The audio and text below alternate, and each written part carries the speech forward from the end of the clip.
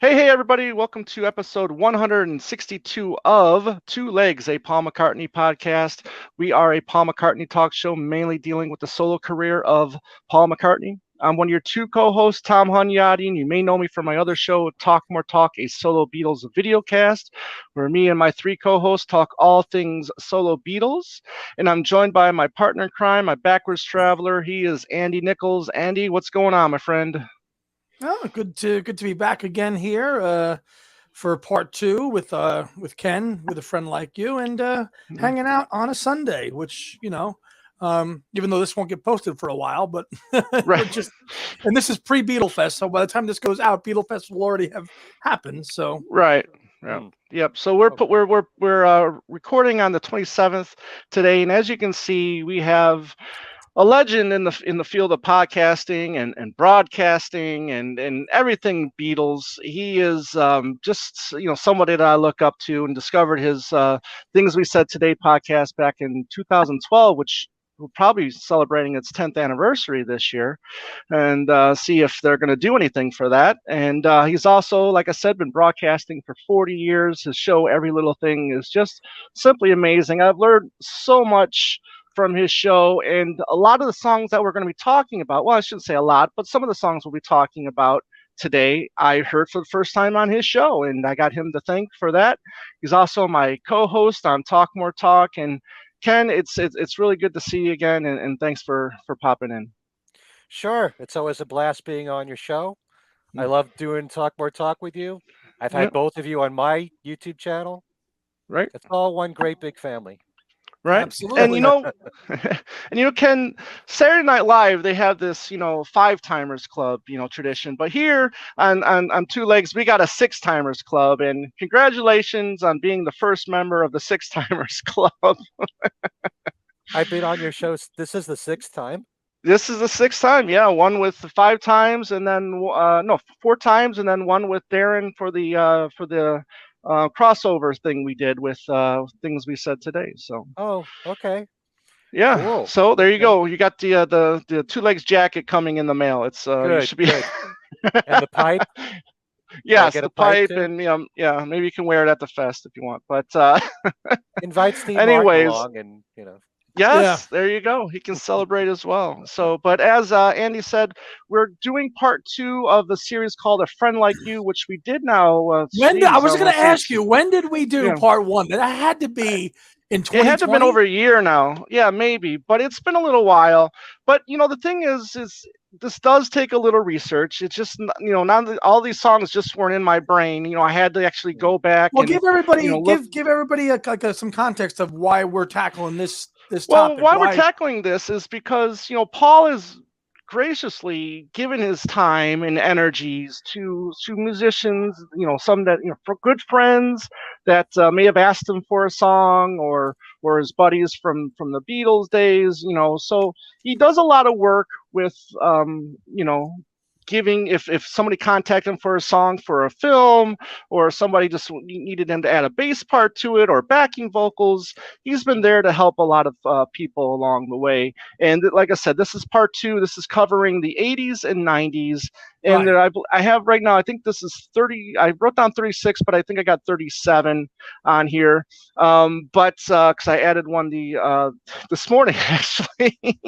And but yeah, it's a lot of fun. So, but before we get to that, I do want to mention, like I said, we're recording this on the 27th, and this is not going to be posted for a couple weeks still. But I just do want to mention the passing of Taylor Hawkins from the Foo Fighters fame, the drummer for Foo Fighters. And for hardcore Paul fans, they should know that Paul performed on the Concrete and Gold album, where he played drums for Taylor's song "Sunday Rain," which I think was one of the best songs on the album myself. Really good Mm. song, really good drumming from Paul, and great vocals from Taylor Hawkins. So 50 years old is really young, Way too young. to pass. So, and I'm not But going to speculate on what the, well, the death was yeah, yet until we get the official, that's I think that's been statement. well they've You said I know, think officially what it was. It was released today. What you know. what Yeah, caused but his I haven't death. seen that So yet, so I'm not going to report on that now until I've seen the any kind of report on it. But Hmm. it's a shame. young, It's very 50, talented. 51. How old was he? 50, 50, 50. 50 50. years old. Yeah. Wow. Ringo has tweeted. I mean, countless of musicians have tweeted about his death. He was very very loved in the musicians world community, if you will. And yeah, 50 years is just it's sad. It's 50 years extremely old. sad. The Foo Yeah. Fighters have been around a long time. They were just Yep. inducted into the Rock and Roll Hall of Fame by Paul. Yep. Right.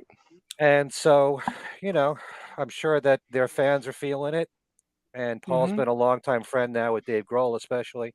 Yeah. So, Yeah. yeah, very, very sad. Yeah. Absolutely.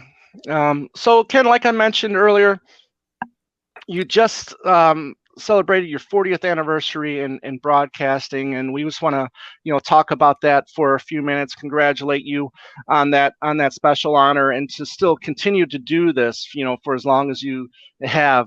You still love it? Are you still enjoying broadcasting and playing the music that you've been playing for years now, decades? Absolutely. At times, I never envisioned myself doing this from the very beginning. I knew I wanted to have a career in radio. I thought of Mm, myself as being a DJ and being more of a top 40 DJ back in the days when top 40 was an art form. And this never would have happened to me. Yeah, a friend of mine that I worked at my college radio station knew that I was a big Beatle fan, and I had been doing the Sunday night shift at the college radio station from 10 to 1, which was the least desirable shift there of the week. mm, From 1 to 6 in the morning, it was all automated. Nobody wanted the Sunday night shift. And this friend of mine knew I was a big Beatle fan. People at the station knew that. And he suggested, why don't you just do an hour of Beatles, which I figured I'd close the show with from midnight to mm, 1.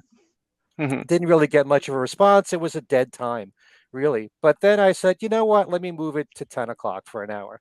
And then the phones really lit up. And mm, the ironic thing of all is that this radio station really didn't go as a signal much further than our campus. Hmm. We were heard on cable television. We were just an audio okay. signal. It was only a mono signal. And you had to Hmm. know about it. You had to know that we were broadcasting on there. So we had an audience and we built up an audience. I just did a show on my YouTube channel with Ed Ryan, who is a friend of Hmm. mine. He was my co host for a year of the first year and a half when I was on college radio. And I grew to love doing a Beatles show then. I never thought that this would be a career. And, Mhm. the first radio station that I approached after college was WDHA in New Jersey. Dave Morrell, who you know, Tom, Yep. Mm. suggested Yep. that I send a tape there. And they took the show. It ran for 10 years. I really developed it there. But the thing that I love most about doing the shows is that, without my trying to be different, I was extremely different with what I did. I mixed the group and the solo music together, treated it as one catalog. I had news every week that I presented when it moved to New Jersey. I did all the unique themes that I do that you talk about a lot on Talk Mhm. More Talk. I have all kinds of trivia that I incorporated into the show, which I still do on my website every single week, and it's in my syndicated show for every little thing. And I never would have thought I'd still be doing this 40 years later. And then later on, the podcast started with Fab Forum Mhm. in 2009, Things We Said Today, 2012, and then Talk More Talk in 2019. And I'm busier now than I've ever been Hmm. with all my Beatles Right. stuff.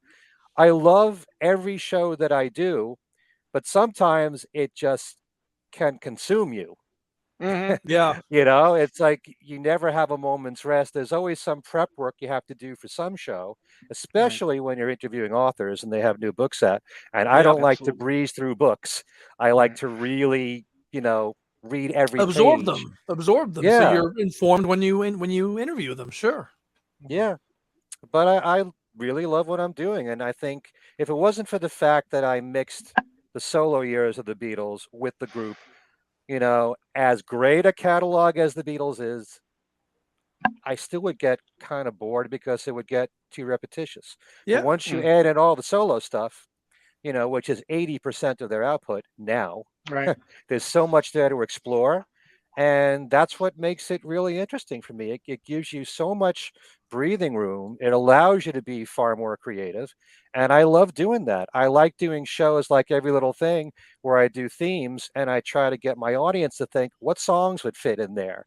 And Yeah. so, sometimes you're right, sometimes they're not in there, but I like to engage the audience. I like to do a show that caters to every level of fan. Mm. Um, just someone who's starting out as a Beatle fan that wants to hear the hits, the more hardcore fans that want to hear deep cuts, and even some that want to hear stuff they've never heard before. So if you Yep. mix all that together, you're always giving people more of a reason to listen to your show. Mm. That's what Every Little Thing has been. And then, you know, I think hardcore fans love the podcasts quite a lot Yep. because we can really delve deep Mm. into an album that where else are people going to talk about it? Like we just talked about Somewhere in England. Right. It doesn't happen that often that you're going to hear a conversation about Mm. Somewhere in England anywhere. You're certainly No, and not going to hear it on the radio. Hmm. Ken, I thought of you yesterday, and I texted Tom. I texted Tom and said, "Did you guys ever do another listen to George Harrison's Extra Texture? Because it's an album that Yeah. I'm going to be quite honest, I don't know all that well, other than you and a couple, and I played it all the way through, and I enjoyed it, especially this Can't Stop Thinking About You." And I said, Tom was like, "Yeah, we Mm. did a show on that," Mm. and just gave me a reason to go back to that show and watch what you guys said about it. And I learned, Yeah. even as somebody, Mm. I mean, I'm hardcore Paul, but I mean, that's an album that I don't know as well. But thanks to you guys' show and going into that, revisiting it, I learned even more about it. You see? Yeah. So Right. Well, that's, one of And the that's great the. things about podcasts, as you Mm. guys know, is that when you do a topic like that, you're reviewing an album, you may get new listeners, new Right. subscribers to your channel, and they discover that show, or they might want to watch it a year later. It's still Right. there. It Yep. doesn't have to be the new show of the week that matters. Right. Everything that you do, you put out there, and as long as it's accessible on YouTube or wherever, you'll get people listening to old shows and discovering things. Yep. So, aside from the news that I do every week, which can get dated, when you get to the main topic of each show, all that stuff just holds. You Yeah. can listen to it Yeah. years later and still get something out of it. Yeah, and it's funny you mentioned that, Andy, too, because when we do those another listen shows, some of the comments, I mean, we've gotten quite a few people saying, well, you know what, that album wasn't as bad as I thought it was, or that, listening to it yeah, again, it doesn't, maybe it didn't deserve the criticism that it got. So, and maybe. it's funny when when you do shows like that, because yeah, I mean, it happens to me as well.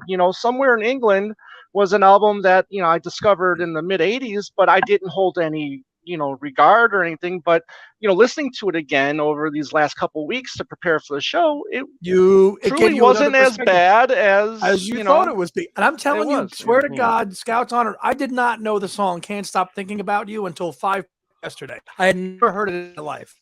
Hmm. And I never And I heard it in love my it. life. And it's fantastic. It is absolutely Yeah. fantastic. Yeah. You Even see? though Extra Texture is like at the bottom of the barrel for me for George Right. Harrison albums, Right. Hmm. like I've said, every solo album has worthwhile material on there. And for Right. me, the answers at the end is in my top 10 of George Harrison solo Mm. songs. So just for that song alone, Mm. I think the album's worth it. Yeah. So, but that's the thing that I try to say so much in these podcast shows is that this is art. There is no final word on anything. Something that you listened to 10, 20 years ago that you didn't think much of, you could have a completely different impression of years later. You Right. know, there's a lot Yeah. of albums that are more respected later on, like how many times have we brought up Ram, Yep. or the early McCartney stuff, pre-Band on the Run now. Um, and people have a different impression and it's respected more later on. So Yep. you have no idea what people are going to be thinking 10 years into the future or 50 years into the future about any of this music. All that you can say is how you feel today.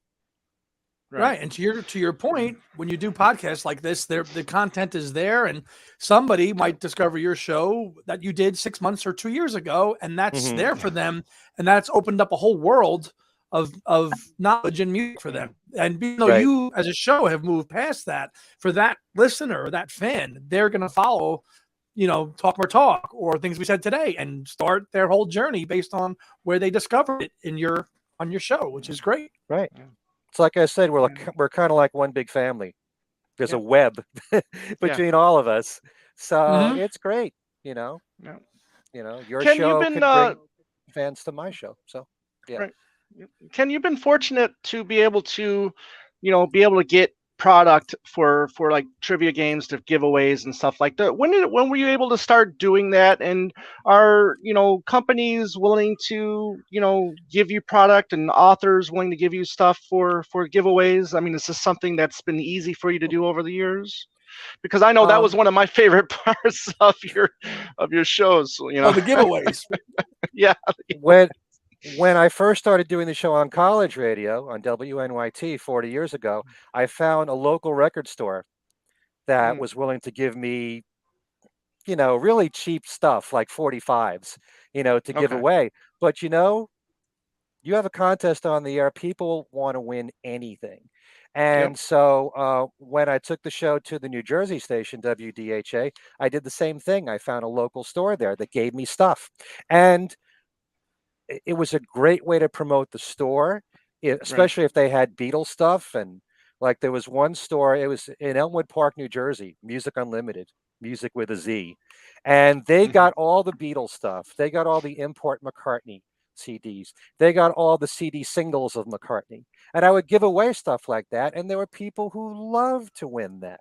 And then I would give Hmm. away through the stores, but I also went and approached and wrote to publishers for books, record companies. I took that upon myself, Hmm. to do all that. And in many cases, they were very willing to give me copies of everything, which is how I gave away all the stuff on the radio and now on my website, because I have 10 prizes to pick from every single week. And a lot of those prizes have been with me because I have too many copies of certain things, Right.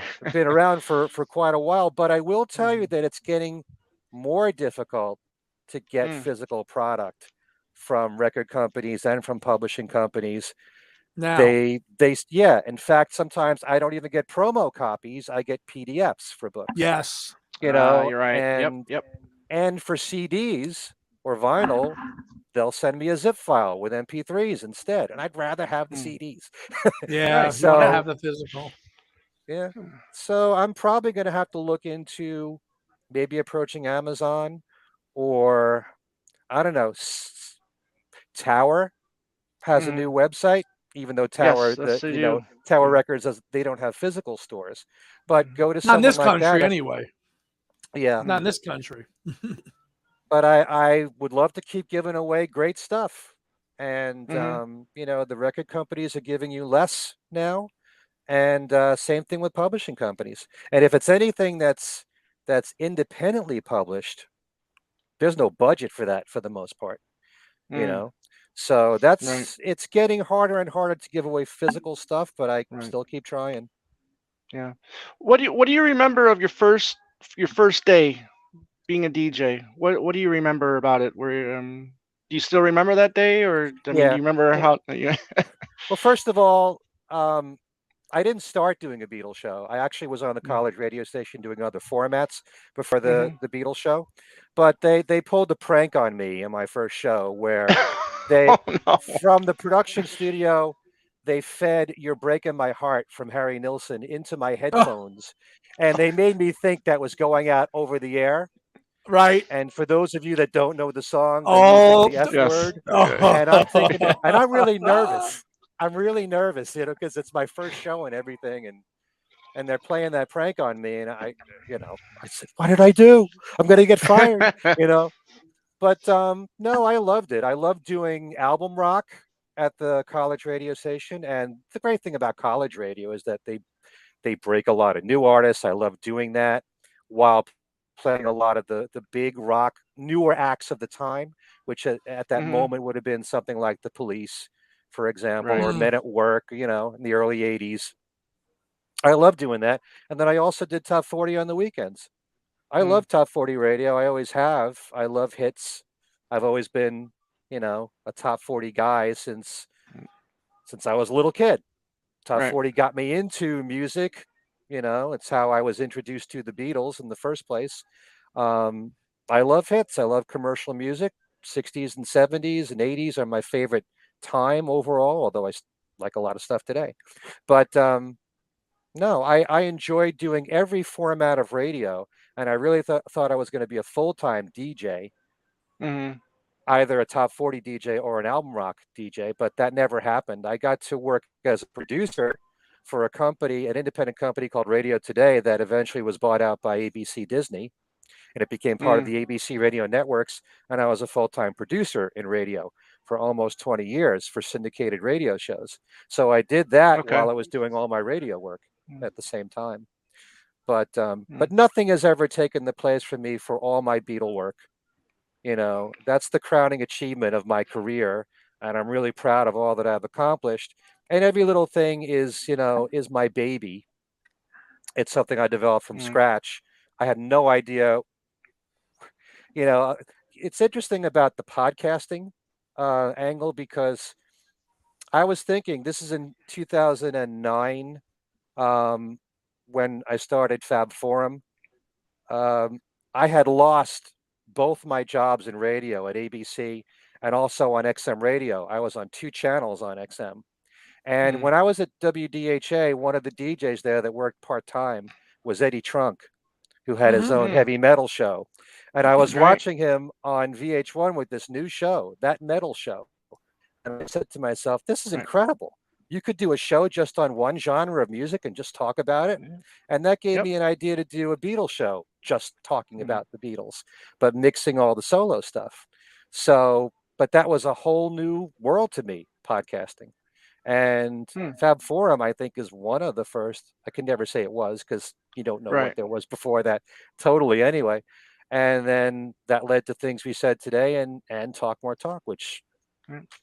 I'm still What doing. what channel on Sirius were you a producer on, Ken? Just out of I curiosity wasn't back a then. producer there. I produced my show Every Little Thing, which was on a channel called Fine Tuning. Fine Tuning, Channel 76. It was a great channel.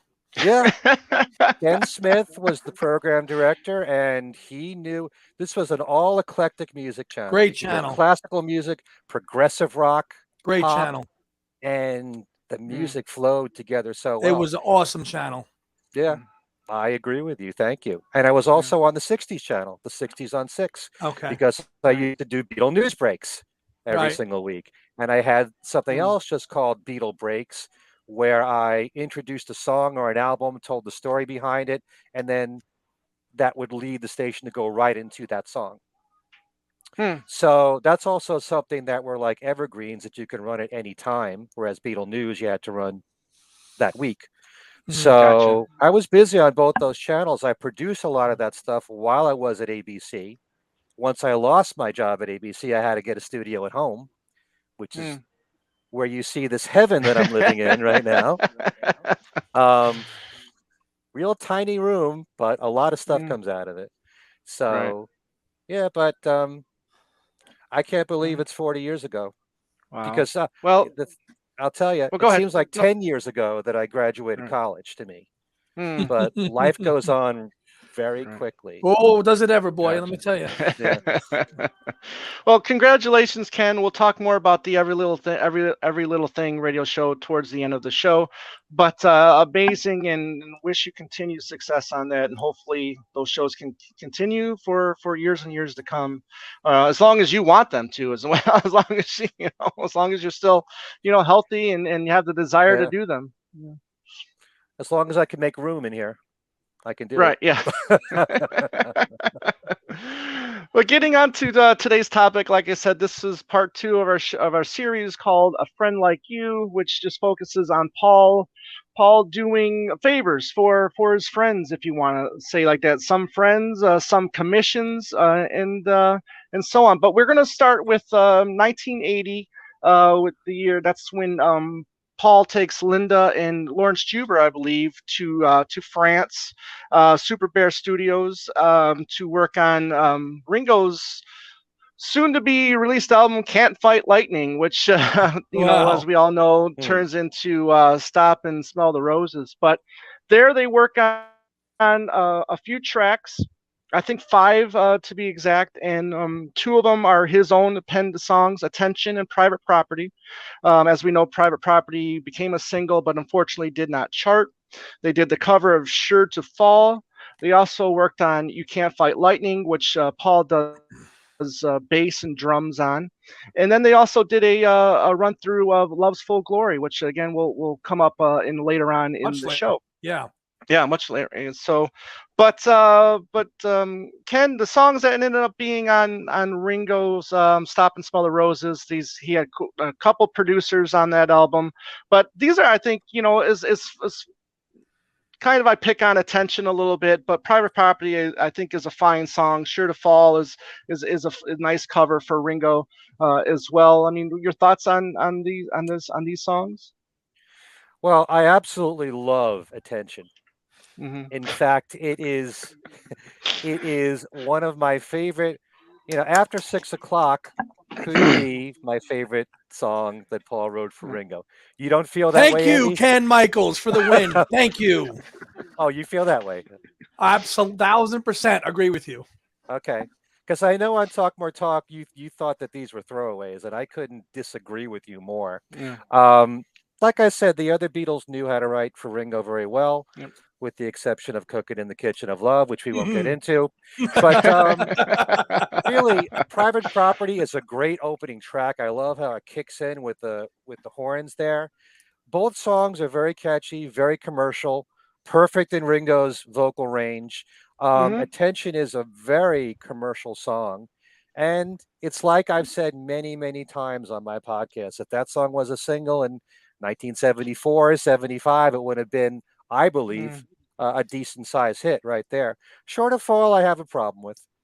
I know Okay. "Short of Fall" has got, you know, it's got the Beatle connection because the Right. Beatles used to do the song live. They did it for BBC Radio. I love the song.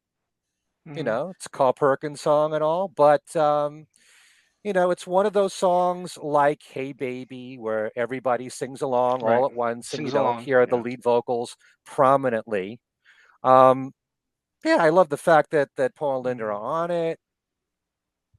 It's a good recording, but I want to hear Ringo's voice solo. you Hmm. know, when it comes to the verses, especially. And in the chorus, you can mix everybody together and you can make out Ringo's vocals, but I don't like those crowd type Right. Yeah, I songs. get you. Kind of Same like thing you're all in with the your, bar singing together. yeah, like Yeah. "Here's to the Nights," for Right. example. Yeah. You know, Hmm. so I'm not crazy about "Short of Fall." I'm sorry. That will disappoint some fans because of the Beatle connection, but I Right. really loved "Attention." Mm. Yeah. It's Is one that of those the songs.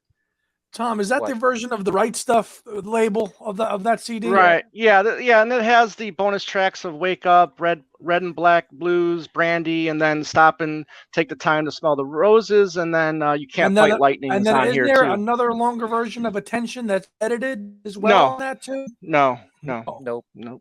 No, that no. must be another So version this of that does, then. yeah, yeah, and then it has a handgun promo on Right. here as well. So yeah, but this is out of print, unfortunately. I mean, you're gonna, if you want this, you'll be lucky if you find it at a used record store, or you're gonna pay, $30 to $50 on eBay for this. So I Andy, I was do recall. I'm sorry. There is a longer no, no, go version ahead. of "Private Property." Hmm. I'm just trying to And place where I found and it, Attention. where it is. And Attention. Hmm. Yeah, but Okay. they're not on this disc. They're So I'm not on sure that there's a edition Okay. because bootleg. Yeah, I'm no, sure there's it's a not a Yeah. bootleg out there. there's another version of Yeah. that CD that a friend of mine has that has like Really? another version. There's a bonus cut of Attention on there with an extra Okay. verse, and it's like Interesting. almost 5 minutes long. Okay. Well, this came out in Wow. '94, so Okay. yeah, it's interesting. We'll have to look for that. Okay, next up we move to '81, and we're talking about "All Those Years Ago," as from the album that Ken and I just talked about, "Somewhere in England," with our friends Kid O'Toole and Joe Mayo on our last Talk More Talk, and we've got "All Those Years Ago." Like I said, this was a single, went to number 2. Paul, Linda, Denny, they contribute backing vocals on that, and number They're two not hit really. for I know, yeah but they're so mixed down in it. I don't really consider yeah. that. I mean, I know he's on it, but they're so low in the mix that to Hmm. me, it's a George Harrison song. I mean, you want to throw Oh yeah, credit of to, course. but I don't consider that a song with Paul and Linda on it because you can barely hear them if they're even audible.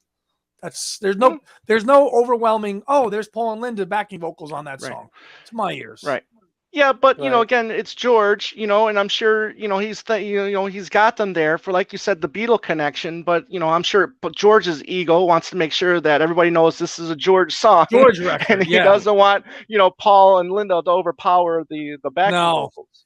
no, Yeah. Well, I think I mentioned when we did our previous show on A Friend Like You that there are lots of songs in Paul's solo catalog where he contributes a backing vocal, and if you weren't Mhm. told that, you wouldn't know it. Right, right. Or even times when he plays bass, and if you weren't told, you wouldn't know Yeah, it. exactly. Yep. So, right, the songs that I would pick as being the most important are ones that have as much involvement from Paul as possible, either as a Hmm. songwriter or as a musician. right. Right. So I know that there are fans out there that will collect everything that any of the four of them have done in any capacity, Hmm. me being one of them. But then at the same time, that there are plenty of songs out there that it's like, you're really just being a completist, to get Hmm. this. Yeah. But, Right. Oh, I all those agree. years I ago agree. is a great song to me. It's a great Mm-hmm. tribute. Yeah. Um, And if it for wasn't what? for Betty Davis Eyes, it probably would have been a number one. Oh, definitely. Yeah. And the timing was just right after John Hmm. died. Right. But I like the song. I love the melody. I love George's guitar work in it. It's kind of That sad to song, think that it's like I hate to call it a retread because Hmm. it was originally going to be a For song that Ringo. George gave to Ringo with a Hmm. different set of lyrics. So he took the same melody and wrote new lyrics for it. But and still, the sentiment is great. The words are great in there. But like we said on Talk More Talk, sometimes he crams too many words into a Right. line. Yeah. I think it yeah, was And said you it's, said syllables. Sometimes there's too many syllables in his yeah, line. Yeah. and I think that song not originally part of the initial track listing lineup of the Correct. album right. submitted Correct. for Warner Right. Brothers. That Yeah. song was not Yeah. originally on the original list song track That is listing. correct. Yep. So I believe it would have been February of '81 when they would have flown over to Friar Park to contribute their vocals to that. Right. So, but Oh, not moving on. flyover, not flyover, drive over. Well, yeah, I guess so. That's true. Yeah, that's right because they would have been recording Tug of War in Well, the UK at the time. unless they were already in In Montserrat, and then Montserrat, yeah, if they were in right. Montserrat and then flew back. But I mean, unless they were home in the UK at the time. Right. Mm. That's true. Moving to '82, we've got the song Mazzy, which is, as we know, Lawrence Juber's song, which they first started working on in 1978 during the Back to the Egg sessions. But then Lawrence did some more work on it for the Standard Time, which is the name of the album, that those sessions there. And I think this was a MPL release as well. I think this was Hmm. Paul's label was. Um, I have to one of the check on initial that. MPO. It Yeah, was an so do I. EP. Um, It wasn't an yeah, album. It was an right. EP. Yeah. EP. Thank you, Ken. I believe we talked about this briefly the first time we had Lawrence Juber on our show, and he talked about the song Mazzy. And again, it's just a nice little number. I think it's just an instrumental. Paul's on bass. Again, it's just nice little bit on there with the rest of the Wings members, and it's okay. I mean, I'm not the biggest instrumental fan, but I do enjoy it. It's okay. It's one of those things like I admired when Paul had the other members of Wings contribute their own songs, especially Right, on Wings at the right, Speed of Sound. I wish he had done more of that towards the end. right. Of course, with Jimmy and Joe leaving, and then they had new members come along. But it would have been nice to have Maisie on Back to the Egg. Hmm. I agree. I Hmm. agree. Then we got 1982.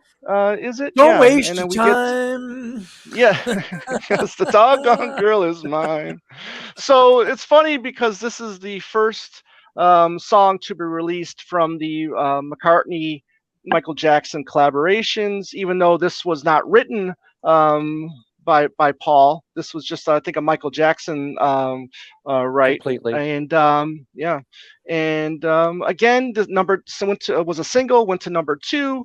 Mm, So it had a lot of success. It started off their winning streak because then they had even a bigger hit the following year. hmm And so, but The Girl Is Mine, always enjoyed it. I know it's corny in some places, the doggone girl is mine, Well, it whatever. starts when the talking bit. The talking bit Yeah, is where well, it I gets a love the little talking corny. bit. mm. I love the talking bit. Yeah. Yeah. I'm a Oh, lover, not a man. fighter. Exactly. Oh, Well, well, that she said that's a after little loving me, she cringy. couldn't love another. Yeah. That's a But little. it's a little corny, but it's fun though. I mean, and it's successful. It worked, for them, and I always enjoyed this one. So, Ken? Well, I got to agree with you. Yeah. I Enjoy it. love Michael Jackson as an artist. I think they worked really well together. Mhm. Despite what happened with the music publishing, but I think vocally they sounded fantastic. The way they traded vocals with each other, the way they Mhm. harmonized with each other. That's what I'm matters gonna to buy me when some of you're your collaborating. songs. Yeah. Well, that But came a as a little later. record, yeah, Yeah. as a record, I just think it was a lot of fun and they sounded fantastic together. Mhm. Yeah, it's kind of corny, it's kind of schlocky.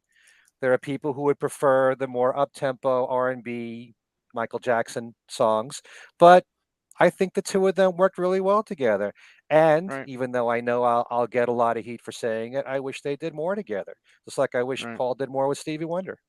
So, Agreed. you know, Agreed. I Yep. enjoyed it. There's a good reason why it was a number two hit. Yeah. The Mhm. I public like liked it. it. They heard it. I Yep. like it.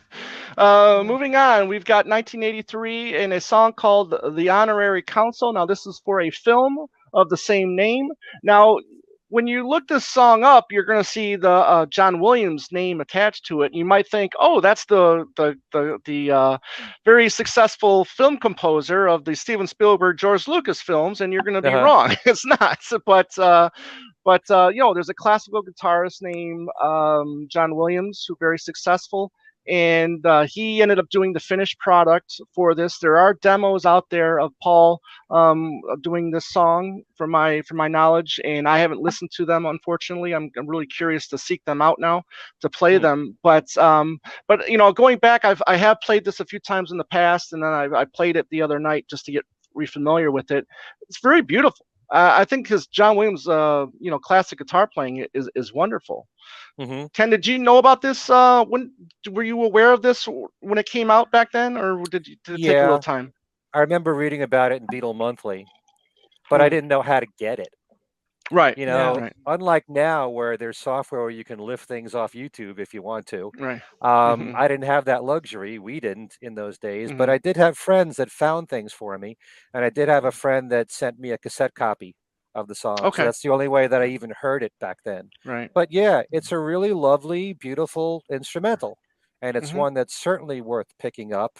Um, it's I can certainly hear it fit in a movie, though I've never seen the movie actually.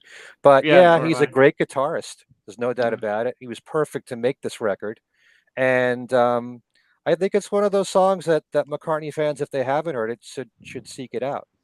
Hmm. They could probably hear it on YouTube. I haven't checked, Oh, but absolutely. Yeah, that's where I yeah. played it. Okay. Yep, absolutely. Going on, then we've got. Let's see here. Sorry, probably this is going to give away the countdown, but arguably my It's favorite in of the there. It's batch. in there. It's Let's yeah, just it's in there. But on the wings of a nightingale. on the wings of a nightingale for the EB '84 album. This was a single again. I think this went to 50 here in the states, Hmm. and Everly Brothers, Dave Edmunds, we have to thank for this one because he approached Paul to write something for it because he was producing that album. Paul said, "Give me a week and we'll see what we come up with," and then he produced he wrote this wonderful track. Probably sent them a demo to follow along to, and this is just a Well, that's favorite of mine. I the Yeah, I the still can't believe I don't have this CD yet. I'm gonna get it at some point here in the next couple weeks. But lovely song. And Ken, I know this is a favorite of yours as well. Without a doubt. It's one of the best songs Paul's ever written for anybody else. But what I liked Mhm. the most about On the Wings of a Nightingale was that it was so suitable for the Everly Mhm. Brothers. The Perfect. harmonies Yep. was worked out, kind of like Come and Get It was so perfect for Badfinger. It's the Mhm. same thing with On the Wings of a Nightingale. And certainly, well, I hope we've all heard the demo. I Right. know Dylan Seavey loved it. The demo, the Yes. the demos, the the demo demo is of On better the than Right. their version. Mm. Oh, come on. It is. It's the Everly It is. Brothers. Great harmonies there. But Yeah, but it's Paul, Right. so that's why Paul wins. So Yes, but okay. if it wasn't for the Everlys, we might not have had Paul. I know. Yeah. Their version's good too. Their version's good is Yeah. great too. But Paul's Yeah. Paul's demo version's great. I just wished it was out there a little bit better quality because the quality of it's not great. Mhm. Mm. Yeah. Gotcha. Then we've got the B side to "Do They Know Hmm. It's Christmas," and that's "Feed the World." Paul. A few people that were approached to contribute to this song as well. Paul was one of them. I think, along with David Bowie, they were both approached to sing on the main song "Do They Know It's Christmas," but were unable to.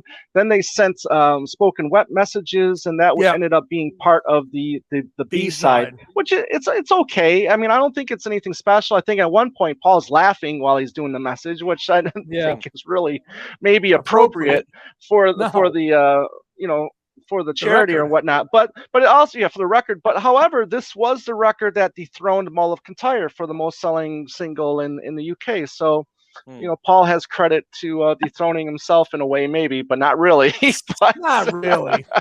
I know, but Not he's on really. he's on it. So, but Ken, It's what do you been a think? long time What's since this? I listened to it. And I know, Yeah. it's important to bring this out. Some people think because they see his name associated with Do They Know It's Christmas that he's on the Hmm. record, but he's not. Do They Know It's Christmas? No. Right. I certainly don't mind dethroning Mull of Kintyre because I think it was a brilliant record. And Mm-hmm. just like We Are the World, I think was a brilliant record too. Um, Mm-hmm. yeah, it's just a shame that Paul couldn't be on Do They Know It's Christmas on the record. Mm. Right. But again, for the Yeah. completist or the people that love that song, you got to have it, I suppose. But Yep. yeah, there's another charity record that we'll get to, which I think Mm-hmm. is really important in this show. Yes. Yes. Absolutely. Moving to 1985, then we've got Twice in a Lifetime, which again for our film. And Ken, you had said that you actually went to go see the film just to hear this because there was no soundtrack, I don't think, for this, No, or at least it wasn't released as a single either. I don't think to this day there's ever been a soundtrack for Twice in a Lifetime, but I went No. there No. for the primary purpose. I probably read it in Beatles Monthly, Mm-hmm. or Beatle Fan or Good Day Sunshine, one of those news sources. And I went there just for that reason. Mm-hmm. And I love the song at the end. And if you ever have watched the movie, they don't give you the full version of it.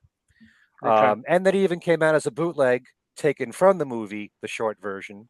So I Mm-hmm. never really heard the full version, I think, until it came out on 93. Pipes of Peace as a bonus Yeah, track. 93. Yeah. Yeah, but it's a Mm-hmm. really good song, and Paul has this incredible knack for writing really good film music, Mm-hmm. and some of them have been rejected Yes. along, you know.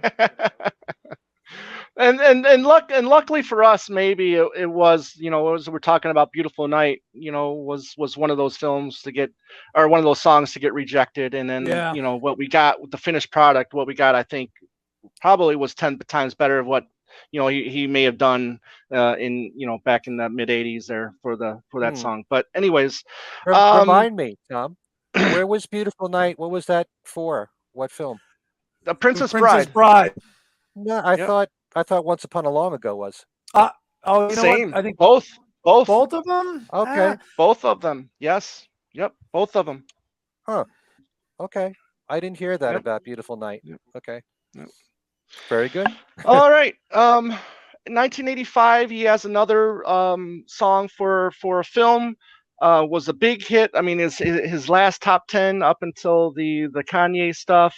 This can be either in this list or not on the list. I it's it, it's in the McCartney canon for sure, and we're talking about Spies Like Us. There was a soundtrack for this movie as well. However, the song was not on the soundtrack, which is kind of weird because you figure you're putting it out to sell records, so Right. you're not going to include the big hit song on your soundtrack, which I thought was weird. Unless that was the deal Paul had, with the studio or the director. I So never understood that. It makes no right, sense. right. It's like if Live and Let Die was not on the soundtrack, you know? hmm Yeah, exactly. Um, then we've got 1986, and we're talking about the Anti-Heroin Project and Paul's "Simple as That," which to me is just a simple song. Again, I don't know when you were first aware of this, Ken, but I don't think it appeared on CD until the '93 Well, Pipes of Peace as well. I'm not sure, gotta but tell them, gotta tell them what the name of the what's song that? is. Tell them what the name of the Yeah, song I is. simple. As simple as that. Yeah, I'm trying to simple as remember that. the first time that I Mm, had it because I know that I played it fairly soon after it came out. So I must have mm, had the vinyl. You had that okay. the Yeah. compilation with parody, whatever the Anti-Heroin Project or whatever that Yep. release it was on. It's a double Okay. Yeah, album, various artists all contributing tracks. And yeah, hmm I really like the song. It is funky, very simple. It's true, but it's Right. reggae. I love very when Paul reggae. does hmm reggae stuff, and Right. it's very catchy. And just the fact that he contributed something, this is like something extra to collect hmm along the way, along with his albums and singles, and for a Right. good cause. So, and his vocals are great in it, you know. True. Very true. So they usually are. Yeah. Another favorite of mine was we moved to what do we got? 1988, and we're talking about this Johnny Cash record. Mm. From here, Waters from the Wells of Home, and we're talking about the song "New Moon Over Jamaica," which was co-written with Johnny Cash and Tom T. Hall. I believe this was started while they were vacationing in Jamaica. Oddly enough, or ironically enough, I should say. But again, I really dig this track. I love that all three of them are contributed to this, and I kind of wish Paul and Johnny Cash did a couple more things together. I thought they worked together very well, and they seemed like a good fit together. So, but Ken, was this one that you were able to hear soon Fairly after its soon, release?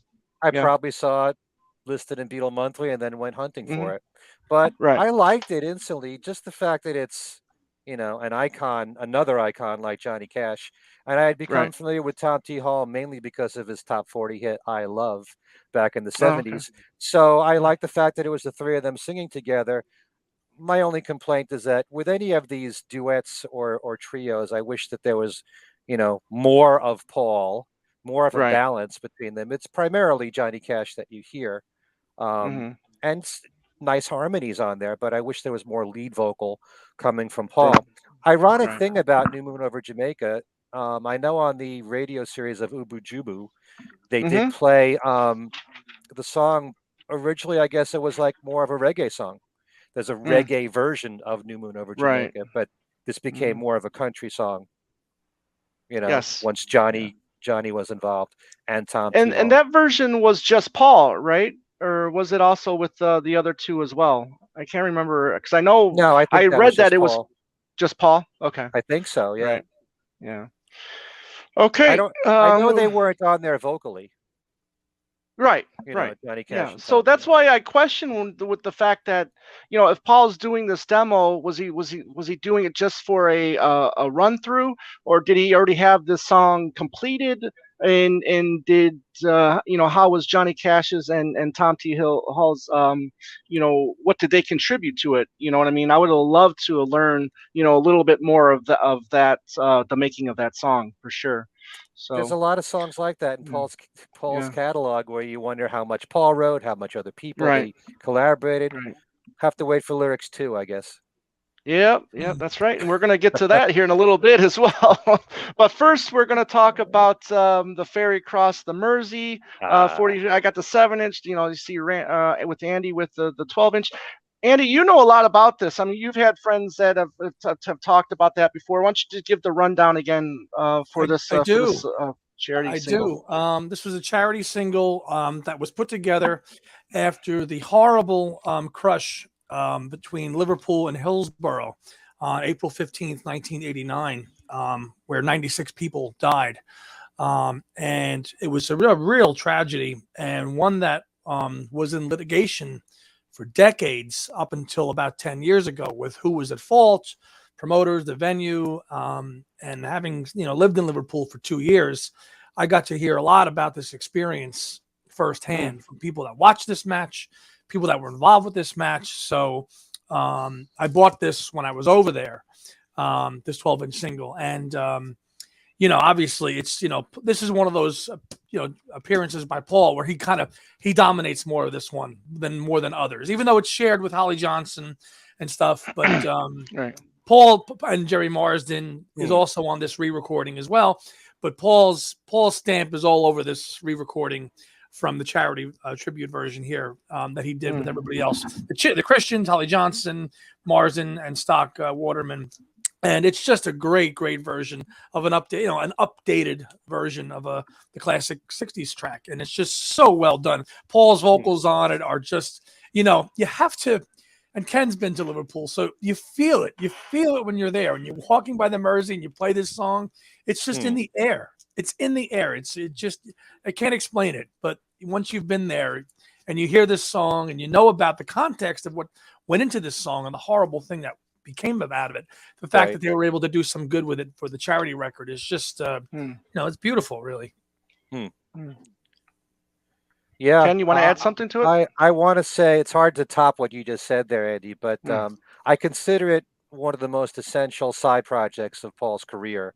Not only because it's a charity record for a great cause there, but you've got two Liverpool legends there, Paul McCartney and Jerry Marsden, on the same record. Yep. And it was Jerry Marsden who sang lead on it, and Jerry and the Pacemakers made it a hit in 1964.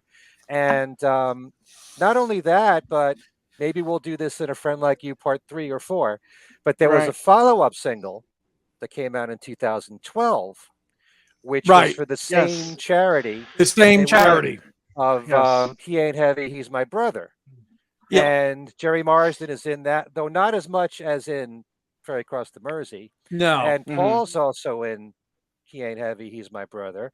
He does sing towards the end, not nearly as much as in Ferry Cross the Mersey, but he plays electric guitar in it. Yeah, he plays the guitar on the outro, which does a good job of that as well. But Paul's vocals are great on Ferry Cross. They're great, and really to tie it in, you see, just to demonstrate what I was talking about. Now this was in '89. In 2000, that was in 2011 or 12, right, Ken? 12. 12, see, that was still going on. In over there, they have this thing though, JFT 96, Justice for the 96. It was a huge big thing every year. I mean, and that charity, the re-recording of He Ain't Heavy, He's My Brother, was kind of when that kind of all kind of finally was solved, and the families were all compensated, and it was really the venues they had claimed responsibility for the disaster. Right. Yeah. But I often say that sometimes I have a problem with a lot of charity records where you've got so many singers, then they all get one line, right? But this is the exact opposite, because you hear quite a lot of Paul and Jerry Marsden, and just the fact that they're longtime friends, both from great bands of the '60s, both managed by Brian Epstein, both produced by George Martin. All the connections between Paul and Jerry Marsden. It's nice to have them on this record, and then He Ain't Heavy, He's My Brother. So it was very well done, Ferry Cross the Mersey, in this particular case. Absolutely. Gotcha. Cool. Moving on with '89, we've got the album Spike right here, Elvis Costello. As we know, they had Paul had a few songs with Elvis Costello that they co-wrote together for Flowers in the Dirt, and now with Spike, it was the same thing. I believe there's 3 songs on there that has Paul McCartney's, whether as a co-writer or playing bass as well. So we've got Veronica, we've got Pads, Paws, and Claws, and we got This Town. Now Veronica, he's the co-writer, he plays bass. Pads, Paws, and Claws, just the co-writer, and then This Town he contributes bass to. Um, Really good, solid album from Elvis Costello here. One of my favorites of that later period. Um, but Ken, thoughts on these? Veronica is, I think, was his biggest hit at that time. So good In album. terms of how high it charted, it's still his Yes, biggest hit. still his biggest hit. Yeah, It, yeah. it may not be his most well-known song overall, because there are certain rock Mm-mm. tracks from him that are, Right, that he's better known for. But as far as singles go right. in the US, Veronica went to Yeah. 19, which was his Okay. highest charting Top single. 20. Yeah, Yeah, yeah. I love Veronica. I Mm-hmm. think it's Mm. such a good, catchy tune. Um, the thing about these particular songs, they certainly feel more like Elvis Costello heavy songs. Whereas the songs that Mm. Elvis wrote with Paul, the ones that ended up on Paul's albums, you kind of feel like it was either very evenly balanced or weighting a little bit more in Paul's direction. To me, anyway. Pads, Paws, and Claws is more Elvis to me than Paul. Yes. Mm-hmm. Um, Mm. this town, might be a little more balanced. I don't know, probably more Elvis. But I enjoy Mm. all the songs that they wrote together. I've Yeah, been getting more into Shallow Grave, which we'll talk about yeah, yeah. later. But yeah, I like them, and I wish that the two of them had continued to work together. I think they're a really good team. Would have been Mm-hmm. nice to have I just the agree. whole album together instead of always sharing, a few tracks on Right? Paul, a few tracks on Yeah. Elvis. So Right. Yeah, and I would have loved to have been in that conversation with, it's like, okay, we're getting divorced, so you can have those kids, and I'll have these kids over here, or, what I mean, not really a divorce, but I mean, he's got 3 songs or 3 or 4 songs, and then Elvis takes 3 or 4 songs and puts them on his, on his yeah, records, so it would have been fun to hear the conversation with, okay, you don't mind if I take this one, do you? Because maybe I right. wrote more lyrics, than Paul did or whatever. But excuse me, good tracks nonetheless. I do like Pads, Paws, and Claws, and I do like Veronica. This town is fun, is fine, but yeah, Veronica is just a well crafted, well written song, and I guess it deserves to be maybe his highest charted song here in the states because it is such a well crafted song, and and I do feel like it's a Paul song in a way, like I do feel Paul's stamp on that song, you know, Mm. but I enjoy it, yeah, always have. It's Elvis Costello has never been one to have hit records or be Right. embraced on the top 40 charts. It's always been rock stations, and even the more conservative rock stations over the years don't play him. It's only the more hip ones, the ones that play alternative rock, um, they embrace Elvis Costello. And I could Right. tell you because I used to work like I said at the ABC radio networks. We had still is it still exists under a different name, a classic rock show Mm. called Flashback, which was very thematically driven too. And I was Mm. always told, there are certain artists that you shouldn't play on classic rock to keep it as safe as possible. Elvis Costello was one of them. It's Oh very wow. tough to get the Talking Heads in there too. But Mm. yeah, but there are certain songs like Allison or Right. what's so Yeah, I know funny what you about mean. peace, Yeah. love, and understanding. Oliver's Army. Those songs could Yes. have been hits to me Yep. anyway if they were given I agree. a lot of airplay. But Yeah. Now he's telling radio stations not to play Oliver's Army because of one particular word in there, but that's another tale. Um, moving to, so that was the '80s. So now we're moving to the '90s, and uh, we've got Paul contributing a track that I believe that was recorded during the Choba sessions, and that's right, it "It's was. Now or Never." That was Yep. Mhm. recorded Last for the Temptation of Last Elvis. Temptations of Elvis, which might be the first time he'd given a song to like an album like this, or contribution where just all other artists contributing songs for one particular artist. this being Elvis Presley, because then he's also done songs for Buddy Holly Ian compilation, Dury. and then you got Yep. Ian Dury, and then Fats Domino, which we've talked about in part one as well. So, but I think this is It's Now or Never is one of the better songs that come out of the Choba sessions. I don't know about you, Ken, but I think he sounds wonderful lyric or vocally on this Mm. track. I I love it think a he sounds lot. good. Yeah. Yeah.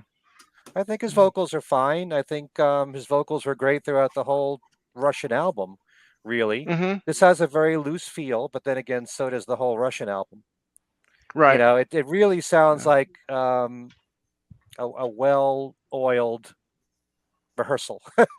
Yeah. I don't know if that, but it's funny because there's such a huge difference to me between the Russian album and Run Devil Run. 'Cause Run Devil Mm. Run is so tight and polished and very Yes. rehearsed and so perfect. And you feel like with the Russian album, you're walking in on a rehearsal, but they're all very Right. good takes, you know? Yeah. Mm-hmm. Two different feels on both of them. But yeah, It's Now or Never. Paul and Elvis, they're natural together, you know? Right. He sounds so great doing Elvis Presley music. And yeah, it's fine. It kind of sounds exactly what you'd think it would sound like. Mm-hmm. So Agreed. Moving to 91, we get the next release from Elvis Costello after Veronica, or I mean Spike, sorry, and that we got Mighty Like a Rose, which has two tracks on there that were co-written by Paul, and that's So Like Candy and Playboy to a Man. Now Paul doesn't appear on the album musicianship wise, but again, it's the co-writes from from the time where Paul and Elvis were writing together back in the late 80s there in 87, 88, I believe it was. And so Elvis took those songs and turned them into his own. I absolutely adore Soul Like Candy. I love what he did to that track. And mhm. Playboy to a Man, isn't too shabby either. Now I do enjoy those tracks on the demo disc of the Yeah. Flowers in the Dirt. I love what they did there, but I think Elvis, did a fine job with those tracks on his own. See, I'm not the biggest Elvis Costello fan, so I don't know these Right, songs. I know the Paul demos. So right, the demos I enjoy, but right, I don't know them as Elvis Costello songs. right. Yeah, No, any of you, these really. yeah. You might like his Soul Like Candy. I think it's fantastic. Yeah, is it better Yeah. than the demo? Well, that's I'm not We're gonna we're say a it's little better. Yeah. we're a Go little ahead, Ken. biased here Right. Yeah. when it Yeah. comes to Paul, slightly. Yeah. Right. It's tough for me to get into some of this stuff where he's not vocally present on a lot of it, Right. whether he's a producer or a co-writer. If he's not on it and I can't tell he's on it, then I'm not really into it. So, Mm. other than the songs we've talked about, the Ringo stuff, the songs or he wrote for them, like Attention. You know that's a Right. Paul McCartney song. You know it is. Mm. So, so it's just for me. It's just some of these are just a little bit tough to get into. I mean, they're good songs, but it's not Paul, so they're not for me. Fair enough. Huh. Well, I agree with you, Tom, about So Like Candy. I think Yeah. that's a fine song. And Mm. there's one case where, the beginning melody, da da da da da da Yeah. da da, that sounds Hmm. very Paul to me, you know. Right. But I would imagine that the lyrics were very heavily Elvis. But Elvis. Right. you try to figure out what did Elvis write, what did Paul write, and unless either one of them will reveal that to us, we won't know. But Yeah. I Yeah. I kind of see. Like wish. here, I see. Like Here Lies the Records That She Scratched. I see that as more like an Elvis type thing. I don't really Right. see that as a Paul. You know what I mean? There's a lot of lines in there that I think that I'm guessing that that's more of an Elvis track than it is lyric wise than a Paul track in my Yeah, lyrically. thinking. But Yeah. when you're so used to McCartney's melodies, it's almost like sometimes you can pick them out in these Yes. songs here. Right. It's almost like I was telling people when the Liverpool Oratorio came out. If all I heard was the melody, I would Hmm. say, "Oh, that's McCartney there." Yeah. Even though it's a classical work, it's not a pop song. I hear elements of McCartney. There's something about you get so Right. used to in your ears what his style is like. What his style is, you can Right. pick it out. You Yeah, Yeah. can pick it out. Yep. Yeah. Playboy Agreed. to a Man. I love the demo. They sound Mm-hmm. great Oh yes. together. Yeah. On that, definitely. Um, and I like Agreed. Elvis's version too. Yeah. Mm-hmm. Okay. Let's gonna move to 92 and 95, and these are for the last two 10cc records. 192, the album called Meanwhile, and we've got the song Don't Break the Promise, which Paul was the co-writer with Eric Stewart during the press to play sessions. And then we go to 95 for Mirror Mirror, which then featured the track Yvonne's the One, which we talked about on your show, Ken Michaels Mm. Radio YouTube channel, which we'll bring up again a little later on. And that's, again, Yvonne's the One. So those two albums, Eric Stewart brings out the co-write, which it doesn't look like they were being used by Paul. So Don't Break the Promise is fine. Yvonne the One is, I think, one of his great unreleased tracks. However, I'm not the biggest fan of what Eric Stewart did Mm, with the song. Mm. Yeah, I no. would never have thought Yvonne's the One would be a reggae song. Mm-mm. I love the way that Paul did it. It's so Right. perfect, just the way it is, with his falsetto voice in there. It's a perfect It's recording, and it's a great it's melody. it's so good you Yeah. don't even need to listen to the 10cc version, which I never have. I never will. Oh, jeez. Okay. He's very Okay. open-minded, isn't he, Tom? Yes, he I'm is. I'm very open-minded, but when it comes to Paul, all bets are off. Okay. I'm glad that it officially came out, even though I believe when Press to Play Mhm. does come out in an Right. It will be archival on box there. that he better put out Yvonne's the One. Oh, He better. But he better. that's Absolutely is right. that was like, what was that? My second favorite of all the unreleased so far McCartney Mm, songs. Yes. Yes, it Um, right. was.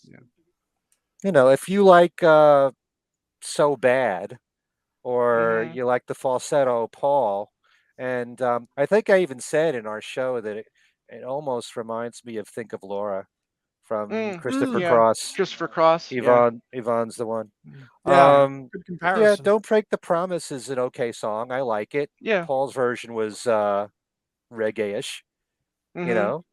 Um, I don't think I've listened to the 10cc version enough to judge it, but Right. I'm glad that Eric Stewart wants to do something with these songs and put them out, because they shouldn't be just laying around, you Mhm. know? Who Yeah, I knows agree. when Paul would put out this stuff, and you know, don't try to Yeah. figure out Paul, because he's not totally predictable. Correct. Correct. Going to 1996, and we've got one of Andy's favorites, and that's the Ballad of the Skeletons. That means it's not, right? Right. Exactly. Which we got three different versions on here. You got a Oh, 746, a three. 407, Three. and Yippee. yeah, yeah. So again, Allen Ginsberg here asking Paul. I believe the story is he asked Paul for a guitarist for this, Yeah, for this poem, and Paul, knowing him for so long, I guess he just suggested himself, obviously, and I like the guitar playing on here, Ken. I don't know what you think about this track. I don't know if we've ever talked about this before, but I dig it. I like how how Alan is talking about people's insecurities, or talking about them, making you look at yourself in the mirror, and really right. it's a very thoughtful look at humanity in a way, and I really enjoy it. I really like it. Well, it's like another side to Paul where, Mm, let's just say you're in a club and there's a poet there that wants to read one of his poems, and you invite somebody mhm. on stage, play guitar. Just play whatever Right. you feel like to it. Mm. Right. I have a good friend, Stephen Kalinich, who, I don't know if I ever talked about him, but he's written songs with Beach members of the Boy. Beach Boys. Beach Boy Yeah, Hmm. connection. and Absolutely. he does a lot of poetry readings, and in fact, Lawrence Juber is good friends with Stephen. Mm, And there are times when Stephen will do a poetry reading and Lawrence is just accompaniment. accompany him Mhm. on guitar, whatever he feels like playing. He did one where he actually played In My Life in the background. Mm. But, this is kind of what would Paul play in the background while Alan is reading this poem. So you got to Mhm. look at it from that perspective. It's not like he's coming up with the poetry, but it's Right. just a whole other approach of what Paul would do. And I Yeah. suppose, it's for him to show that, he's good friends with this famous poet. Right. It's kind of hip for him to do this kind of thing. And I like it for that reason. Is it something that I Mm. would play over and over again? Probably not. Right. But it's just another side to Paul. You wonder Yep. what certain musicians would do if they were told kind of on the spot, what would you play to accompany these words? And Right. I like it for that reason. Well, Kalinich is No, the I he's agree. the co-writer of the song of which this show is named after. A friend like Right. you, on getting on it over my head on Brian That's Wilson's right. on his solo album of 2004. So I mean, there you Mhm. go. Well, a great big duh to me for not thinking about that Mm. as we're doing this show. Yep, he wrote that with Yeah. Brian Wilson. Yeah, Yep. yeah. Yeah. And Paul's on that, and Um. Paul's That's on right. that. Right. Yep, Yep. he wrote Yep. it about his friendship with Brian, not about Right, Paul. right. What about Mm. Brian? Right. Yeah. Yeah, Mm. but and I'm glad that that's not even on the list, is it? Well, that's in What's the that? 2000s. That's in the A 2000s, friend right? That's like you. later. Yeah. Yeah. Yeah. Yeah. Yeah. Okay. We did that in the first episode of this series. Oh, we We talked covered about a that. friend like you, the song. Yeah, we sure did. Okay. Yep. Okay. Yep. Yep. All right, sticking with '96, we've got the next album from Elvis Costello, and that's All This Useless Beauty. And reason why we have this on here is because Elvis does his version of Shallow Grave, which again was another co-write with Paul. Now Mm. the demo version of this was included on the Record Store Day cassette. Which I should have Right. grabbed, but it's over there right now. But then it was also included in The the download. download The only bit download. It was a of the download. flowers Yes. in the dirt, that we won't, Yeah. talk about. But anyways, which is fine. I like what Elvis does here. Ken, I think you're going to give your opinion on this. I think you said you like this one. I like it more now. I didn't pay too much Yeah. attention to it originally when it first came out. I was kind of Mm, disappointed that there was only the one song there that he wrote mm-hmm, with Paul on that album. So, it certainly has a rockin' sound, Elvis's version, but I love the demo mm-hmm. that did come out. I think Yes. they sound great on it Yes. together. Demo. Mm-hmm. That You demo is great. Is great. Yeah. Right. I'm Right. really getting into more now. I think a lot of people are listening to demos and, you know, unpolished recordings and how songs Mm-hmm. started out, even if it sound quality wise sounds like, you're just singing right into a cassette player or something.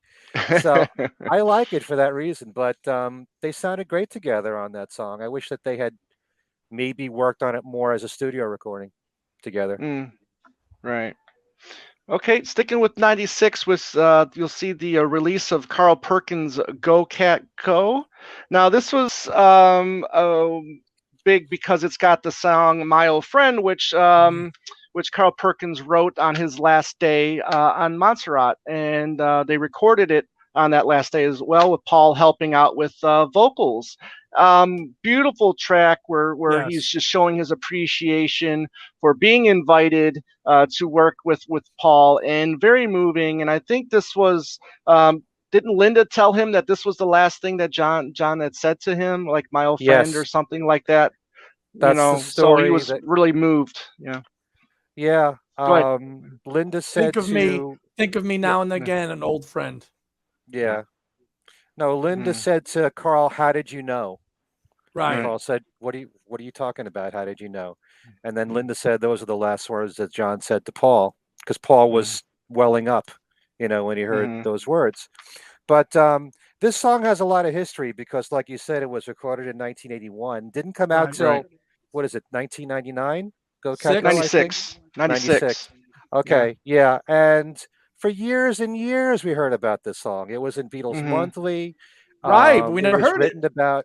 It was written about in Club Sandwich, and you kept on hearing that Paul was touching it up. He was doing more Right. work on it, and it just took forever for this song to come out. So finally, it comes out on Go Cat Go. It's a really nice song, but if you want a song that has a lot of Paul involvement, he played just about every instrument on it and sang Yes, it with it's Carl. You look at the credits, and Paul plays every instrument: guitar, piano, Yep. bass. I think he plays Yes. drums too. You know, Yeah. yeah, I'm sure Carl played guitar, but it's just the two of them and nobody else, and it's Right. wonderful. It's Carl giving thanks to Paul for spending time with him. Yep. And Carl was a dear, sweet man. He appreciated Hmm. the fact that Paul invited him there. And Tug of War, as we know, became one of Paul's greatest albums. Sure It's did. great to have Uh, Carl and Stevie Wonder on there and Ringo. right. Now this album is also important because it also features the other three Beatles as well. So you've got John's Blue Suede Shoes from the Live Piece Live Piece, Toronto, and you got Carl Perkins and Ringo doing Honey Don't, and then you've got Carl and George Harrison doing Distance Makes No Difference with Love which is a on here. gem. Yeah, That yeah, that song is an absolute gem. Distance makes no yes. difference with love. One of the I definitely best. recommend this. Yeah. Yeah, and Honey Don't, by the way, it's a mixture of Ringo live doing it Mm, with a okay. vocal from Carl that was inserted into the recording to make it a duet. Hmm. So Right. yeah, Yeah, and we're winding down here. So we've got then we move up to '98 with we're talking about Vertical Man, Ringo Starr's Vertical Man, and Paul appears on backing vocals for three tracks, and it's La Di Da, I Was Walking, and What in the World. And like you were talking about Andy, with him being on backing tracks, sometimes Paul's vocals are getting lost in the crowd because there's also other backing vocalists on those tracks, I believe as well. So right. you really can't tell necessarily if it's Paul's there or not because it's just buried in with the mix, No, you mm, know. But it's cool that he's there though. he's you know. credited. He's I know. credited, but it doesn't Yeah, make it yeah, doesn't make Lottie Die any better of a listening experience. mm, To me. Yeah, right, actually, Tom, what in the world? Paul plays right. bass. He does play bass. Okay, I didn't write that down. Yeah. Thank you for that. Thank you for that. Okay. Yep. Those are all wonderful Cool. songs because I think Mm, Vertical Man was a great album mm-hmm. overall because the songs are really great. Right. And obviously Mark Hudson brought into it, more of a Beatles sound, bringing back a Mhm. Beatles Right. sound for Ringo, and you can tell on so many of the tracks that you know you can Right. feel it because he's a Beatle baby, Right. Mark Yes. Hudson. But they're all good songs. But again, in most cases, if you weren't told Paul was on it, would you know? Right. Right. Exactly. Right. Yeah. Moving to 1998 now with the Wide Prairie release. We've got several tracks here. Now, I'm just including the tracks that were recorded in the 1980s and 90s. Now, we've Mm, got Because it got a Wide 98 Prairie. release. Right. Right. Correct. We got a Wide Prairie. We got The Light That Comes from Within. We got White Coated Man, Love's Full Glory, Cow, and Appaloosa. So those tracks were recorded in the 80s and 90s on the CD. Now, just to give you a little bit here, we got Wide Prairie. He does bass, piano, organ, and backing vocals. The Light That Comes Within, he does bass, guitar, piano, backing vocals again. White Coated Man, we've got him on bass, drums, guitar. Love's Full Glory, we got bass, guitar, drums. Cow, we've got bass, guitar, drums, vocals. And then Appaloosa, we've got drums, bass, and guitars on there. So a lot of contributions from Paul on this record from the 70s, 80s, and 90s, as we know, because there's some Wing stuff on here as well. yep. So, I cherish this record. I think Linda was very underrated, Mm, Well, let me especially just let, vocally. let me just say, But go ahead, Andy. Love's Full Glory is It's one of the tops. best, top Exactly. all time of Yes. all mm, time. Yes. Linda Paul, that song is absolutely tremendous, and really the kind of the pinnacle, really, I think of the The highlight for songwriting. me The on this highlight, CD is that. Yeah. Yeah. absolutely. But obviously it goes back to the '80s, Ken, right? Love's Full Glory. Yes. Yeah. With 1980, the I think, with and the Lawrence Stop and Juber's on Smell it. the Roses. With the love Wow, Stop and Smell the Roses. Yeah. it was Obsession. almost 20 years old by the time it did come out eventually in Correct. '98. Mm, Correct. Okay. Yeah. Yeah, Yeah, great because they track. did some more work on it later on, but I think it was Lloyd Green who did the pedal steel guitar. Yep. Fantastic work on that, and yeah, brilliant stuff. Love it. So, um, and then we'll finish off the 1990s with a song called "A Room with a View" from the 20th Century Blues, the songs of Noel Coward. Here's the CD right here. Uh-huh. Again, this, when you hear Paul do "A Room with a View," okay, this is what, 1998, did I say? 98. You wish Kisses on the Bottom he would have worked, just jumped right to Yes. Kisses on the Into Bottom. that. Yeah, You but we got know, to wait a Uh, decade and a Is half. yeah, but I mean, because his vocals, I mean, obviously, look, he does a great job on Kisses on the Bottom, but his voice is even stronger here and could have probably done even a 10 times better job with those vocals. And just in my opinion, I still like that album a lot. But what he does here is absolutely fantastic. I love this track, Yes. A Room with a View. That home run track. Yeah. yeah, I agree with you. I mean, it falls into that same category of like dance hall music, like Honey Mm. Pie, that kind Mm-hmm. of Yep. thing. Yep. You gave me Right. the answer. And Green music for the he, win, baby. yeah, I'm not as super critical about his voice on Kisses on the Bottom as a lot of people are. Mm-hmm. Um, but I do treasure this particular track, and we didn't really talk all that much about the Linda songs, but I No, would but we like to can. add, and I definitely agree with both of you guys. Love's Full Glory, aces. It's Mm-hmm. possibly the best song on here. I love the fact that Paul collected all these songs. It's everything you could possibly want from Linda Right. McCartney that she sings lead to, all on one collection from the '70s on up.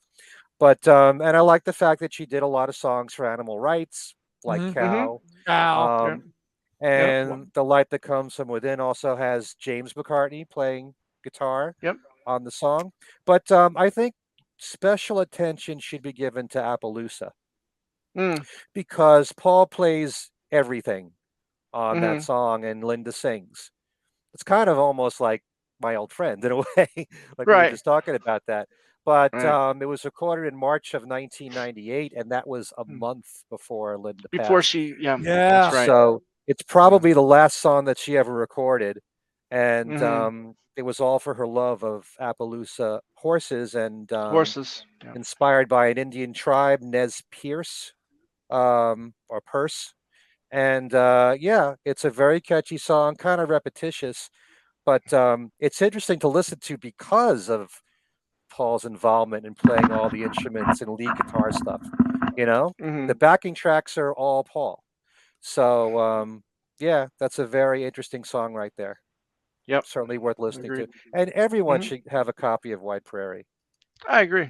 because Yes, they should. Paul's all over it. But you Yeah. mentioned Love's Full Glory. There's another song on the compilation which Paul is not on at all, called Endless Days, which is Mm. very pretty as well. I consider Mm-hmm. that, one of the highlights too. I like the ballads. She did a really good Yeah. job on those She did. couple of songs. Yeah. Cool. All right. So that's the list. Now, if you guys, found a track that maybe we forgot on here, please leave it in the comments, and we will definitely check those tracks out. And but we also did a little top 10 for this list as well. And Andy, were you able to get 10 tracks out of this? I could get 10. I got 10. Yeah, and I'll just rip through Yep. them real quick. 10, It's Yep. Now or Never. 9, Private Property. 8, Veronica. 7, Love's Full Glory. 6, Spies Like Us. 5, My Old Friend. 4, Simple as That. 3, On the Wings of a Nightingale. 2, Ferry Across the Mersey. And 1, Attention. Mm. Wow. Wow, Andy, you and I have to Interesting. hang out more often. Yes, we do. I think Are you I think you should be on my YouTube channel a little bit more often. There okay? you go. All you gotta do is email me, brother, and I'll be happy to pop on. Okay. All right, Ken, how about you? All right. Before I read my list, I just want to say that, and you kind of alluded to this earlier, it's kind of tough for me to look at songs that Paul released himself as a Hmm. single or on his albums as being in this category. Spies Like Us is in my top 10, but Right. I thought this would be mainly what I call side projects, Hmm. work for others. But yes, I know it was for a film, but it's still, a McCartney release for me. But anyway, number 10, I had a tie. I had to put Love's Full Mm. Glory and Appaloosa as a tie Okay. there. Nine, So Like Candy. Eight, My Old Friend. Seven, Veronica. Six, Ferry Cross the Mersey. Five, The Girl Is Mine. Mm. Four, Twice in a Lifetime. I really think that's a great ballad. Hmm. Um, Three, Spies Like Us. Two, Attention. And number one, On the Wings of a Nightingale. Yeah. Good. Very good.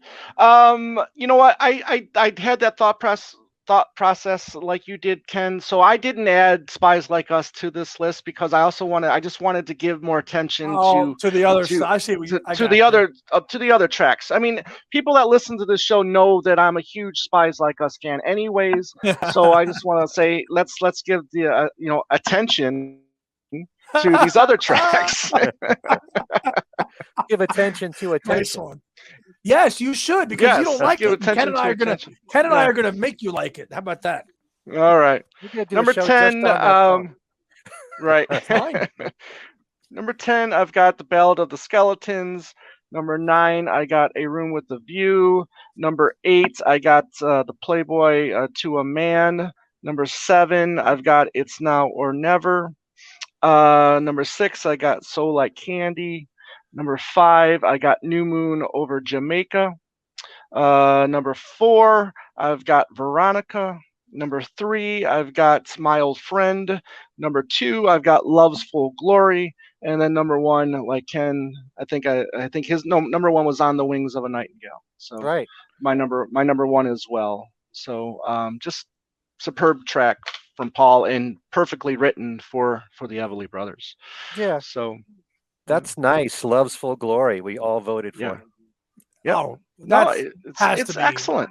Gotta Yeah. Yeah. be. Yeah. And I just Um, love the dreamy aspect of her vocals on that, and then Mhm. yeah. plus, the Lloyd Green's work on there is beautiful. It's a great track, and if you never listened to a Linda song except for like Cook of the House and Seaside Woman, Listen or to maybe that. Listen. even You yeah, have to listen listen to to Love's Love's. Full Glory. Go onto YouTube, and maybe even you listen to Oriental Nightfish. Check out Love's Full Glory if you haven't, and I think you will be pleasantly surprised on Mhm. how great that track is vocally and musicianship wise. So please check that out. Ken, thank you for joining us again for part 2. There's going to be plenty of room for part 3 or part 4. Let's see. I got to do the research and see how big the That's the tracks he gave away and helped on in the 70s are. But Andy, what do you got? Just to kind of bring it back to attention, and I'm going to email this to you, Right. Ken and Tom, so you both have it. Right. The track is 3 minutes and 19 seconds on the album. Okay. Right. The Mhm. the other version I'm talking about is 4 minutes and 29 seconds, so it's considerably Mm. longer. I'm going to okay. Right. send it to you. I'm going to email it to you both now, so you have it, and check and see if Okay. you've heard it Cool. before. Yeah. Okay. No. I'm Great. wondering, does this have anything to do with the cooler? Maybe there were longer versions in the cooler, the film. I got Maybe to you Maybe, go might have a back point and there. Right. maybe I got to go watch that again. It's been a Yeah. while. Mm. yeah. I'm just Yeah. wondering. That's it's Yeah. coming to your inbox shortly. Okay. Okay. Thank you. Thank you. Ken, let's talk about the things you've got upcoming. I know we're not posting this for a couple weeks, but things that you have going in the future. Let's talk about your YouTube channel, your Every Little Thing show, so plug away. Now's the time.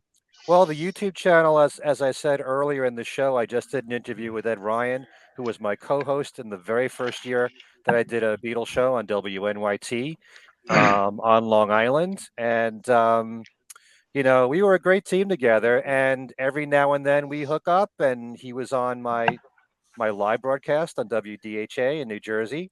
He was also on my Every Little Thing syndicated show, but now you could actually see him in the flesh, and he's a great Hmm. musician. and he's been making a living as a musician, just doing gigs for the last 40 years, which is not Wow. easy to do. He writes his own Mm. material. He's been in classic rock bands. He does Irish music. He does everything. He's even has done stand-up comedy. And so that's my latest video on Ken Michaels Radio. I also did an interview with Dan Costin, who has been a frequent guest on Plastic EP's YouTube Mm. channel. He's an archivist, a photographer, author of books, and he has been working on new projects for 60s bands, The Circle.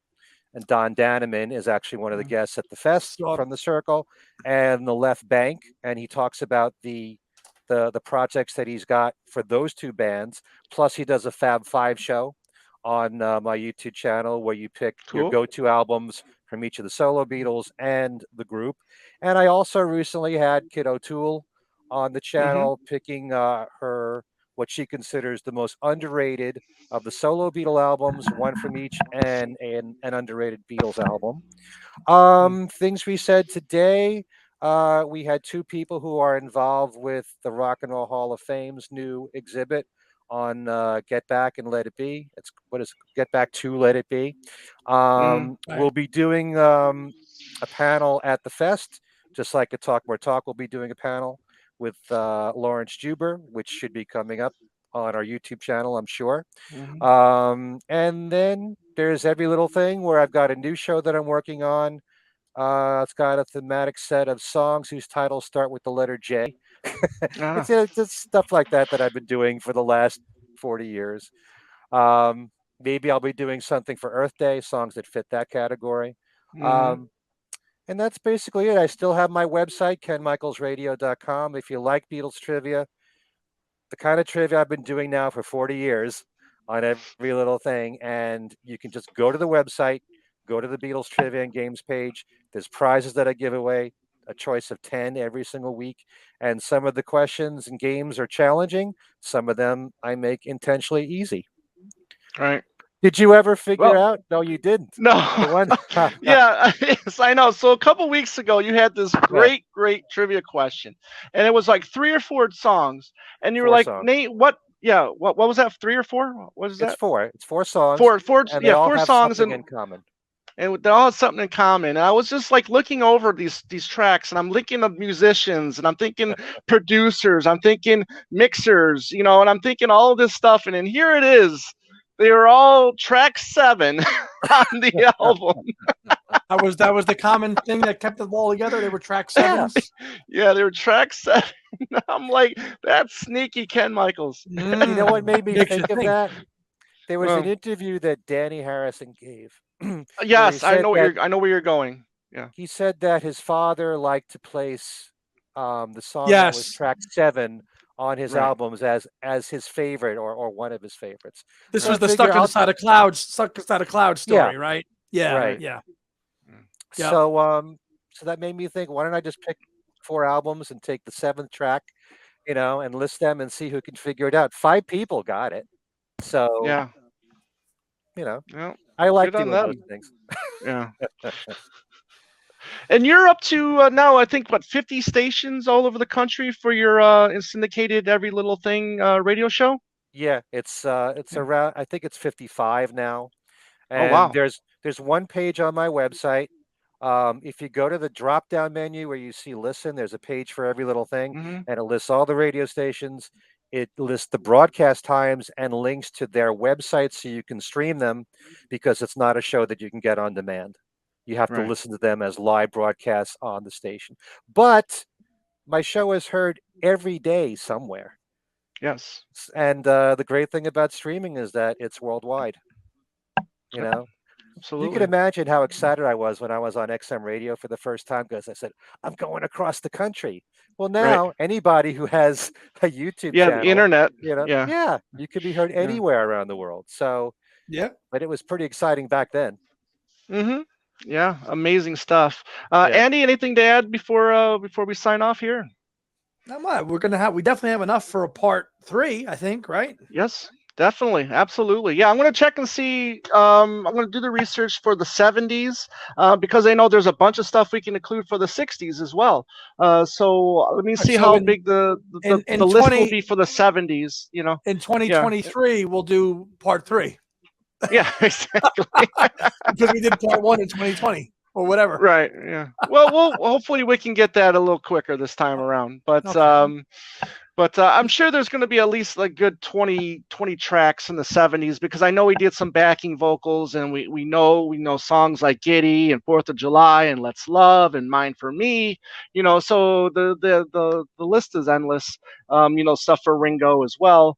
So we'll get that list out and we'll try to get part 3 posted as soon as possible. So, but anyways, you can find us on Twitter, Instagram, Facebook at Two Legs Podcast. There you go. Andy's showing up our brand new business card. You can find us on YouTube. Hopefully, by the time this is posted, we will have hit that 1,000 subscriber goal. And thank You're you getting everybody there. for. Yeah, we're getting there. Thank you everybody for tuning in and watching us chat about our favorite musician. And every once in a while, we go off the cuff, and we just did a 75th birthday weekend with Elton John. We ranked our favorite Elton John records and our favorite songs, and then the next day we posted the show we did with Chip Mattinger and Mark Easter. About Elton John and the Solo Beatles, where we just name all the connections that Elton With the John had with connections. Yeah. yes, exactly. So and that was a And we lot of learned fun to have them back on. we learned a few things too that we Oh, did we not know. absolutely did, and that was great. Like, I mean, you talked about that concert, that Montserrat concert, that I had no clue. I didn't know about that with Elton John Well, Sting, and singing Paul Hey singing Jude. "Hey Jude." Yeah, "Hey Yeah. Jude" about that. Yeah, so that Did was you really cool. mention? Did you Go ahead. mention Regimental Sergeant Zippo? We shouldn't have. We They should have, did. but we Chip yes, and Mark did. Mark did. Okay. Yeah, All yeah, right. yeah. They did. But yeah, love that album. That was one of my favorite record store day releases since I've been doing record store day. Love that record. You should check it out. What else, Andy? We've got emails at twolegspodcast@gmail.com. Ken, what was the name of your website again, so everybody knows they can get Ken a hold of you Michaels there? Radio. Yep. KenMichaelsRadio.com. And if you can, Yep. please subscribe to my YouTube channel, Ken Michaels Radio, and the Things We Said Today podcast. And of course, Talk More Talk. Talk More Talk, which I Solo. was just going to talk about. Right. Talk More Talk, a Solo Beatles video cast with myself, Ken Michaels, Kid O'Toole, Joe Mayo. Every once in a while, our old friend Ken Womack will pop in and talk about what he's working on. As we know, he's working on this great, the Mel Evans, the wonderful, the Gentle Giant, and this book coming out next year. I think 2023, when the two books will come out, and we're all excited. What? I think 2023? there's one a year. 1 a year? Okay, so 2023 and 2023 and then 2024. 2024. Okay, Yeah. thank you for that. Yes. Yeah. So we're all looking forward to that. And I think that's about it. So everybody out there, for Andy, for Ken Michaels, myself, Tom Hunyadi, as always, everybody out there, have a great day and a beautiful night. Take care.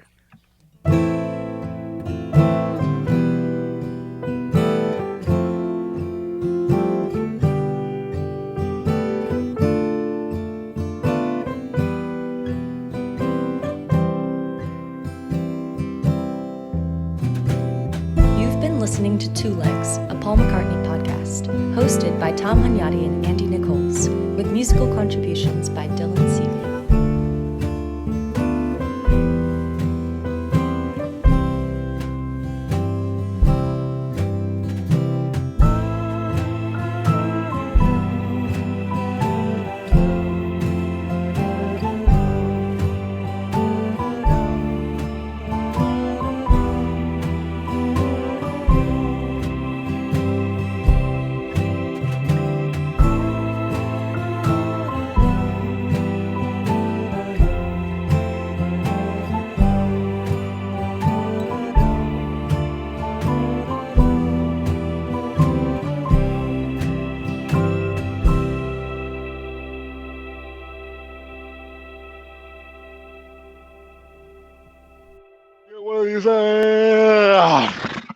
Include that. I think you should include that. Okay, we will. That should be an Easter egg or Thanks. something, maybe. Thanks. Yeah, tack it on at the end of the episode. Sure. All right. Ready? Hmm. Okay. 1 and a 2. Hey, everybody! Welcome to 100. Oh my God. I know, Buttermouth today.